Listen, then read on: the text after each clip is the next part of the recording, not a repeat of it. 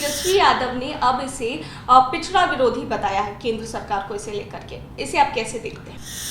देखिए, जाति आधारित जनगणना एक ऐसी नीति है जिसका समर्थन बिहार के हर राजनीतिक दल ने किया। विपक्षी एकता की अगली बैठक होने वाली है, इससे पहले सीएम नीतीश कुमार का बयान आता है कि उन्हें संयोजक नहीं बनना है, इस पर क्या राय है? मेरे मुख्यमंत्री की ना में ही हाँ होती है। जब जब वो किसी चीज़ के लिए ना करते हैं तो मान लीजिए कि एक बच्चे की तरह जिद पर वो अड़े हैं उसी चीज़ को पाने के लिए। तेजस्वी यादव के समर्थक अब चाहते हैं कि तेजस्वी यादव मुख्यमंत्री बन जाए। क्या लगता है, सीएम नीतीश कुमार तेजस्वी यादव के लिए अपनी कुर्सी छोड़ेंगे?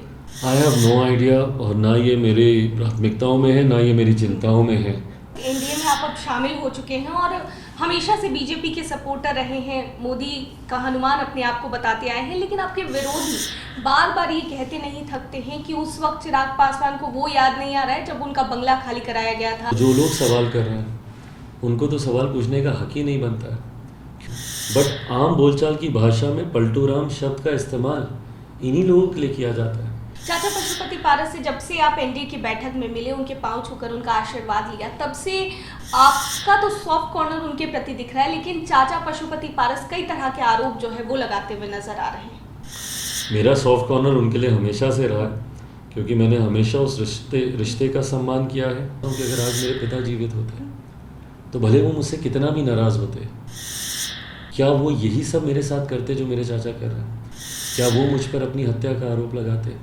क्या वो मुझ पर बदसलूकी के आरोप लगाते? क्या वो मुझे ऐसे अकेला छोड़ देते?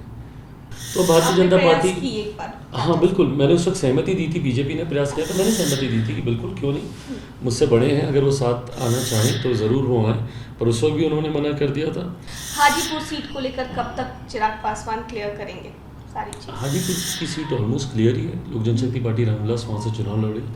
नमस्कार, दर्श न्यूज देख रहे हैं आप और मैं हूं आपके साथ दक्षा प्रिया। बिहार की राजनीति का एक ऐसा चेहरा जिसे आप बिहार की राजनीति में इग्नोर करके नहीं चल सकते। जी हाँ, एक ऐसा सितारा चिराग पासवान इस वक्त हमारे साथ हैं और इनसे आज तमाम पहलुओं पर बात करेंगे। सबसे पहले दर्श न्यूज में आपका स्वागत है। Thank you.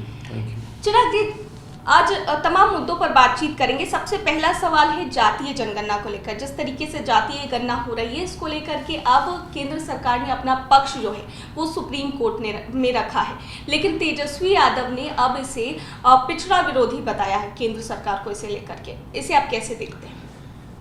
देखिए, जाति आधारित जनगणना एक ऐसी नीति है जिसका समर्थन बिहार के हर राजनीतिक दल ने किया, और मेरे प्रदेश के मुख्यमंत्री नीतीश कुमार जी से इसी बात की शिकायत रहती है कि जब हर दल आपका समर्थन करते हैं किसी नीति को लेकर, तो क्यों नहीं फिर उस पर बैठकर एक अहम राय बनाई जाती है, एक रोड मैप उसको लेकर तैयार किया जाए ताकि उसको मजबूती से धरातल पर उतारा जा सके। मैं इसके दो उदाहरण देता हूँ। बिहार में शराबबंदी का भी हम लोगों ने समर्थन किया, पर इन्होंने सर्वदलीय बैठक कभी नहीं बुलाई, कभी दूसरों से राय नहीं जानना चाहा कि भाई कैसे इसको मजबूती से धरातल पर उतारा जाए। परिणाम सबके सामने है, पहले से ज़्यादा आज की तारीख में बिहार में शराब की बिक्री हो रही है। दूसरा उदाहरण, कौन नहीं चाहता भैया बिहार में कि हम लोग को विशेष राज्य का दर्जा मिले, पर जो उचित प्लेटफॉर्म्स हैं वहाँ पे मुख्यमंत्री जाना ज़रूरी नहीं समझते। नीति आयोग की बैठक का ये बहिष्कार करते हैं, प्रधानमंत्री जी से व्यक्तिगत द्वेष के कारण इस विषय पर वो चर्चा नहीं करते, और ना ही तमाम, और मैं इनके गठबंधन के साथियों की बात नहीं कर रहा, बिहार के हर राजनीतिक दल की मैं बात कर रहा हूँ जो इसका समर्थन करती है, किसी के साथ इन्होंने बैठकर आज तक आम राय बनाना इन्होंने ज़रूरी नहीं समझा। वैसे ही जाति आधारित जनगणना पर जिसका समर्थन हर राजनीतिक दल ने किया, आप बुलाते एक आम राय बनाते। अगर ऐसा होता तो पहली बात तो हाईकोर्ट में जिस तरीके से इसको लेकर रोक लगी थी, न्यायालय में वो रोक नहीं लगती। आज भी अगर ये तमाम दलों को कॉन्फिडेंस में ले तो यकीनन कोई ना कोई रास्ता इसका निकल सकता है। देखिए, देश अंतोगत्वा तो संविधान के आधार पर ही चलेगा। संविधान ने जहाँ पर स्पष्ट किए हुए हैं कि कई अधिकार केंद्र के पास है तो कई राज्य सरकार के पास है, क्या ये आपके अधिकार क्षेत्र में आता है, नहीं आता, ये बड़ा प्रश्न चिन्ह तो है ही ना। पर इसका रास्ता कैसे निकले, क्योंकि हम सब लोग समर्थन करते हैं, और समर्थन इसलिए करते हैं क्योंकि कई ऐसी योजनाएं जो कि जातियों पर आधारित बनाई जाती हैं। ऐसे में केंद्र सरकार की भी कई योजनाएं, राज्य सरकार की भी कई योजनाएं, तो ऐसे में ज़रूरी है कि उस जाति की क्या आबादी है ये जानकारी हो, ताकि उसके अनुपात में वो राशि आवंटित उस योजना में की जा सके। कई बार न्यायालय के द्वारा भी ये पूछा गया है कि भैया फलाना जाति की क्या आबादी है, ये आंकड़े ही नहीं है सरकारों के पास। तो ऐसे में हम लोग समर्थन जहाँ करते हैं कि जाति आधारित जनगणना होनी चाहिए, तो वहीं दूसरी तरफ मुख्यमंत्री जी का अहंकार बार बार इसमें गतिरोधक उत्पन्न करता है। आज भी भैया अगर कोई ऐसी याचिका गई है जो कि यकीनन कानून के तौर पर गई होगी, मैं कानून का विशेषज्ञ नहीं हूँ तो मुझे नहीं पता कि सेंट्रल के अधिकार में आता है, स्टेट के अधिकार में ये आता है कि नहीं आता, ये कानून के जानकारी ये बता पाएंगे। बट हाँ, यकीनन कोई ना कोई तो इसका रास्ता निकाला जा ही सकता है अगर आप ईमानदार प्रयास करें। मुख्यमंत्री सर्वदलीय बैठक बुला, ईमानदार अगर इसका प्रयास करेंगे तो कोई ना कोई रास्ता निकालेंगे। बट वो अपने अहंकार में अकेले ही अगर हर नीति पर फैसला करेंगे तो अंतोगत्वा उसका परिणाम यही होगा जो होता आया। लेकिन तेजस्वी यादव पिछड़ा विरोधी बता रहे हैं आप केंद्र सरकार को। भाई इसमें पिछड़ा विरोधी की बात ही नहीं है, ये एक भारतीय संघीय ढांचे के अधिकार क्षेत्रों की बात है। भारत का जो फेडरल स्ट्रक्चर है, जिसको डॉक्टर बाबा साहब भीमराव अंबेडकर ने जिस संविधान को बनाया, उसी के आधार पर भारत का संघीय ढांचा है। उस संघीय ढांचे में कई अधिकार जहां केंद्र सरकार के पास है, वहीं कई अधिकार राज्य सरकार के पास हैं। क्या ये राज्य सरकार के अधिकार क्षेत्र में आता है या नहीं आता है? गैर कानूनी कार्य को मान्यता कोई भी देश का संविधान नहीं देता और हमारे देश का संविधान भी नहीं देता है। तो ऐसे में उन अधिकारों को जानना ज़रूरी है जिसके आधार पर ये याचिका दी गई है। अच्छा, अब विपक्षी एकता की अगली बैठक होने वाली है। इससे पहले सीएम नीतीश कुमार का बयान आता है कि उन्हें संयोजक नहीं बनना है। इस पर क्या राय है आपकी? मेरे मुख्यमंत्री की ना में ही हाँ होती है। जब वो किसी चीज़ के लिए ना करते हैं तो मान लीजिए कि एक बच्चे की तरह जिद पर वो अड़े हैं उसी चीज़ को पाने के लिए। 2020 विधानसभा चुनाव परिणामों के बाद जब एनडीए की सरकार बिहार में बनी तो उस वक्त भी मुख्यमंत्री ने यही कहा था कि हम तो मुख्यमंत्री नहीं बनना चाहते, यही लोग हमको ज़बरदस्ती बोला। तो भाई जब आपको उस वक्त ज़बरदस्ती बना दिया गया था, तो जब 2022 में जब आप महागठबंधन में गए तो शर्त रखते कि भाई हमको मुख्यमंत्री नहीं बनना, हम 2 साल पहले ही बोल दिए थे। अब तुम में से कोई मुख्यमंत्री बनेगा तभी हम गठबंधन में आएंगे। क्यों नहीं रखे शर्त? क्योंकि आपकी नाम में ही हाथ है। ऐसे ही जब ये बोल रहे हैं कि इनको संयोजक नहीं बनना है, मतलब इनके अलावा कोई संयोजक बन गया या सुगबुगाहट भी हुई तो संभवतः मुख्यमंत्री मुंबई की बैठक में जाएंगे भी नहीं। इतनी ये जिद पर है। और उसके बाद इनको सारी चीज़ें अपने हिसाब से चाहिए। इनको ये भी सुनिश्चित करना है कि संयोजक के ऊपर का कोई पद नहीं हो। सोनिया जी को इन सब चीज़ों को ओवररूल ना करें, खड़गे साहब कोई बड़ा पद इसके ऊपर नहीं लेंगे। ये तमाम चीज़ें हैं। तो एक बच्चे की तरह ये जिद पर अड़ते हैं और जिस चीज़ के लिए ना करते हैं वो चीज़ सबसे पहले इनको चाहिए होती है। अच्छा, तेजस्वी यादव के समर्थक अब चाहते हैं कि तेजस्वी यादव मुख्यमंत्री बन जाए। क्या लगता है सीएम नीतीश कुमार तेजस्वी यादव के लिए अपनी कुर्सी छोड़ेंगे? आई हैव नो आइडिया, और ना ये मेरी प्राथमिकताओं में है, ना ये मेरी चिंताओं में है कौन मुख्यमंत्री वहाँ से बन रहा है नहीं बन रहा है। पर बिहार का तो कोई भला नहीं कर रहा ना। आज की तारीख में जिन 2 लोगों के बीच ये चर्चा हो रही है, उसमें से एक ने 10 लाख रोज़गार की बात की तो दूसरे ने बोला 10 क्या, हम 20 लाख देंगे। 20 आदमियों को बिहार में रोज़गार नहीं मिल रहा। तो ऐसे में कौन मुख्यमंत्री बनता है? ये मुख्यमंत्री का खेल ही है। सबको अगर खेलना है तो भाई खेलते रहिए, 4 दिन तुम बन जाओ, 4 दिन तुम बन जाओ, इसको बना दीजिए, उसको बना दीजिए। बिहार और बिहारी तो इसमें कहीं है ही नहीं ना। बिहार और बिहारियों की सोच तो ये सरकार, बिहार की सरकार रख ही नहीं रही है। तो ऐसे में कौन बनता है? और मुख्यमंत्री जी वैसे आमतौर पर किसी के लिए अपनी कुर्सी त्याग करें, क्योंकि एक बार त्याग कर वो कहते हैं ना, दूध का जला छाछ भी फूक फूक के पीता है। तो एक बार त्याग कर ये भुगत चुके। मांझी जी को इन्होंने बनाया था, तब से ये डरते हैं क्योंकि किसी और को मुख्यमंत्री बनाकर उनके हाथ में सारे अधिकार दे दें। मांझी जी से भी अगर इनकी दूरियां हुई इसी वजह से ना, क्योंकि मांझी जी अपने आप को एसर्ट करने लगे थे। वो पपेट मुख्यमंत्री नहीं थे, वो अपनी नीतियों को लागू करवाना चाहते थे, वो अपनी सोच को लागू करवाना चाहते थे।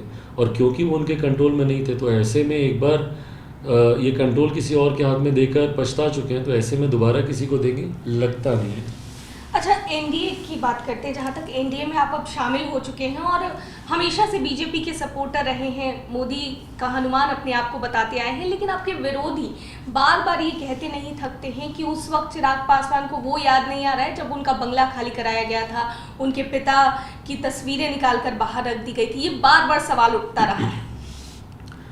मेरी लड़ाई बिहार को फर्स्ट और बिहारियों को फर्स्ट बनाने को लेकर है।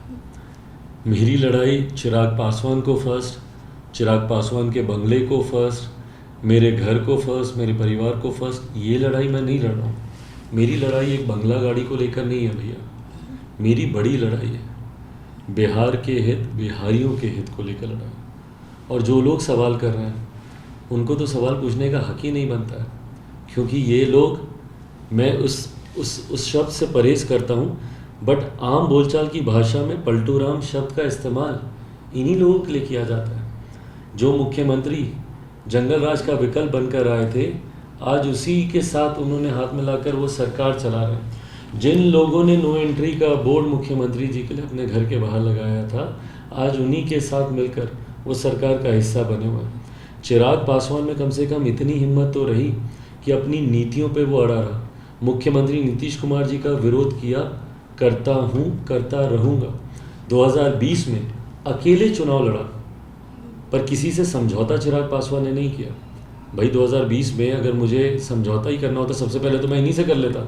मेरे बिहार में 4 मंत्री होते, केंद्र सरकार में मैं खुद आज की तारीख में मंत्री बना रहता, अगर मैं नीतीश कुमार जी से अगर मैं समझौता कर लेता, या वैकल्पिक समझौता किसी महागठबंधन के दल के साथ कर लेता, तब भी बिहार में मेरी एक मजबूत परिस्थिति होती।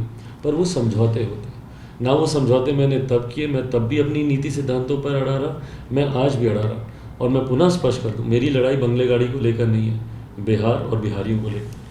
अच्छा, चाचा पशुपति पारस की भी बात कर लेते हैं, जहाँ तक सारी बात हो रही है। तो चाचा पशुपति पारस से जब से आप एनडीए की बैठक में मिले, उनके पांव छूकर उनका आशीर्वाद लिया, तब से आपका तो सॉफ्ट कॉर्नर उनके प्रति दिख रहा है, लेकिन चाचा पशुपति पारस कई तरह के आरोप जो है वो लगाते हुए नजर आ रहे हैं। मेरा सॉफ्ट कॉर्नर उनके लिए हमेशा से रहा है, क्योंकि मैंने हमेशा उस रिश्ते का सम्मान किया है, उम्र का सम्मान किया है। उम्र में मुझसे बड़े हैं, रिश्ते में मुझसे बहुत बड़े। मेरे पिता का दर्जा मैंने उनको दिया था मेरे पिता के जाने के बाद। तो मेरे लिए वो सम्मान हमेशा था, है और रहेगा, उसको कोई अलग नहीं कर सकता। गाहे बगाहे उन्होंने मुझ पर कई आरोप लगाए हैं कि मैंने उनके साथ बदतमीज़ी की, मैं उनको मारने की धमकियाँ दिलवा रहा हूँ, उनके बारे में अपशब्द कह रहा हूँ। किसी एक बात को तो प्रमाणित करें।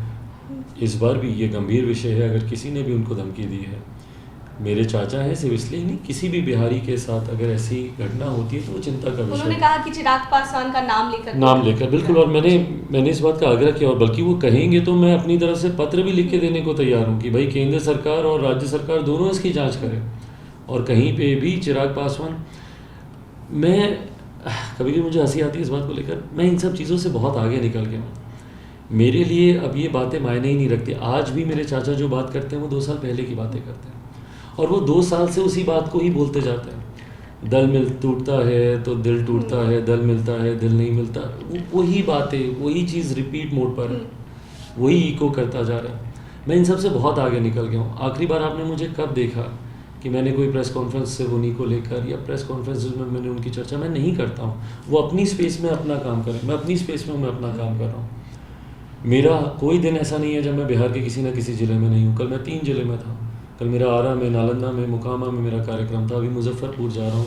कल फिर मेरा आरा में कार्यक्रम है, परसों गोपालगंज में, फिर नालंदा में एक बड़ी सभा हम लोग कर रहे हैं। मैं अपने काम में लगा हूँ और मेरा ध्यान भी नहीं जाता इस तरफ कि कौन क्या कर रहा नहीं कर रहा। पर हाँ, क्योंकि ये चिंता का विषय है, इसलिए मैं इसका जिक्र कर रहा हूँ कि अगर कोई भी ऐसी धमकी उनको दे रहा है तो उसकी जांच होनी चाहिए। और जहाँ तक रही बात व्यक्तिगत रिश्तों की, वो सॉफ्ट कॉर्नर मेरे लिए रखें नहीं रखें, मेरा सॉफ्ट कॉर्नर हमेशा उनके लिए रहेगा। बस कभी कभी तकलीफ़ ये होती है कि आपको मुझसे कितनी भी नाराज़गी क्यों ना हो, अगर आप मुझे सही में अपना बेटा मानते, मैं कभी कभी ये सोचता हूँ कि अगर आज मेरे पिता जीवित होते तो भले वो मुझसे कितना भी नाराज़ होते, क्या वो यही सब मेरे साथ करते जो मेरे चाचा कर रहे हैं? क्या वो मुझ पर अपनी हत्या का आरोप लगाते? क्या वो मुझ पर बदसलूकी के आरोप लगाते? क्या वो मुझे ऐसे अकेला छोड़ देते? तो आपने मुझे कभी बेटा माना ही नहीं, संभव था, शायद इसीलिए आप ये सारी बातें कर रहे हैं। अच्छा, उन्होंने कह दिया नेवर नेवर नेवर, क्योंकि जैसे एनडीए में आप शामिल हुए थे, चर्चा हो रही थी कि किस तरीके से बीजेपी नेगोशिएट कर पाती है सीटों को लेकर के, चाचा में और भतीजे में कैसे सामंजस्य एक बैठा पाती है। तो ये भी चर्चा हो रही थी कि दोनों कोई पास आ सकते हैं, साथ आ सकते हैं, लेकिन उसके बाद चाचा पशुपति पारस ने साफ कह दिया कि नहीं मिल सकते, नेवर। तो क्या चिराग पासवान की तरफ से भी नेवर है? मेरी तरफ से इस नेवर मैंने कभी ऐसा नहीं कहा, पर वही है, मैं जिस परिवार से आता हूँ बड़े ही निर्णय लेते हैं। अब वो नेवर कह के वो निर्णय ले चुके हैं। और वैसे भी देखिए, ये तो पारिवारिक मामला है, हम साथ आते नहीं आते, बट राजनीतिक दृष्टि से हम 2 अलग अलग दल हैं। और भारतीय जनता पार्टी ने एक बार ज़रूर प्रयास किया था और उस वक्त मैंने भी सहमति दी थी कि अगर दोनों एक साथ आते हैं आप ज़रूर कीजिए, बट उस वक्त भी उन्होंने साफ कह दिया था कि सूरज पश्चिम से उनकी उगेगा। तरफ से। हाँ, उनकी तरफ से मना कर दिया गया था। नित्यानंद जी जब गए थे तो उस वक्त भी उन्होंने यही कहा था कि ये संभव नहीं है। तो वो प्रयास वहीं पे ही समाप्त हो गया। तो भारतीय आपने जनता प्रयास पार्टी, की एक बार। हाँ बिल्कुल, मैंने उस वक्त सहमति दी थी, बीजेपी ने प्रयास किया था, मैंने सहमति दी थी कि बिल्कुल क्यों नहीं, मुझसे बड़े हैं, अगर वो साथ आना चाहें तो ज़रूर वो आएँ, पर उस वक्त भी उन्होंने मना कर दिया था। और आज की तारीख में हम दोनों अलग अलग राजनीतिक दल हैं और भारतीय जनता पार्टी हम दोनों के साथ सेपरेटली इंटरेक्ट कर रही है। मेरी कई बातें गठबंधन के बीच स्पष्ट हो चुकी हैं, उनकी हुई कि नहीं मुझे नहीं पता, बट मुझे नहीं लगता कि इसमें कोई भी ओवरलैपिंग है कि मेरी सीटें उनकी सीटों पर आधारित या उनकी मुझ पर आधारित, ऐसा नहीं है। आई थिंक इंडिविजुअल इंटरेक्शन है भारतीय जनता पार्टी का दोनों दलों के साथ। अच्छा, एक आखिरी सवाल जो सभी लोग जानना चाहते हैं, अभी इस सवाल पर सबकी नजरें टिकी है, हाजीपुर सीट को लेकर कब तक चिराग पासवान क्लियर करेंगे सारी चीज़? हाजीपुर की सीट ऑलमोस्ट क्लियर ही है। लोक जनशक्ति पार्टी रामविलास वहाँ से चुनाव लड़ेगी। प्रत्याशी कौन होगा ये ज़रूर संसदीय बोर्ड तय करेगा। एक बार गठबंधन औपचारिक तौर पर इन तमाम सीटों का फैसला, इसकी घोषणा कर दे, उसके बाद प्रत्याशियों की भी कर दी तो जाएगी। वहाँ से माँ आपकी होंगी रीना पासवान। जैसे मैंने कहा, मैं चाहता हूँ पर वो तैयार नहीं है। ऐसे में पार्टी का संसदीय बोर्ड किसको प्रत्याशी बनाता है वो संसदीय बोर्ड ही तय लेकिन करेगा। चाचा भी उधर दावा करें कि राष्ट्रीय लोक जनशक्ति पार्टी वहाँ से चुनाव लड़ेगी। मीडिया में दावा करने से नहीं होता ना, गठबंधन के भीतर जाके बात कीजिए ना। इतना समय हो गया भाई, अभी तक तो आपको गठबंधन के भीतर बात कर लेनी चाहिए थी। एक स्पष्टता आपको गठबंधन के भीतर ले लेनी चाहिए थी। अभी तक इतने समय से ये चर्चा हो रही है, पर मैंने तो नहीं देखा कि अभी तक इनसे किसी ने मुलाकात की हो। भारतीय जनता पार्टी के किसी भी केंद्रीय नेतृत्व या जो निर्णय लेने की क्षमता रखते हो, ऐसे किसी भी व्यक्ति से इनकी मुलाकात नहीं हुई। चलिए, बहुत बहुत धन्यवाद हमें आपका कीमती समय देने के लिए। तो ये थे हमारे साथ चिराग पासवान, जिनसे हम बात कर रहे थे तमाम राजनीतिक पहलुओं पर, और क्या कुछ इनका कहना था वो आपने सुना दर्श न्यूज़ में। फिलहाल के लिए इतना ही, बने रहिए हमारे साथ देश और दुनिया की तमाम खबरों के लिए। धन्यवाद।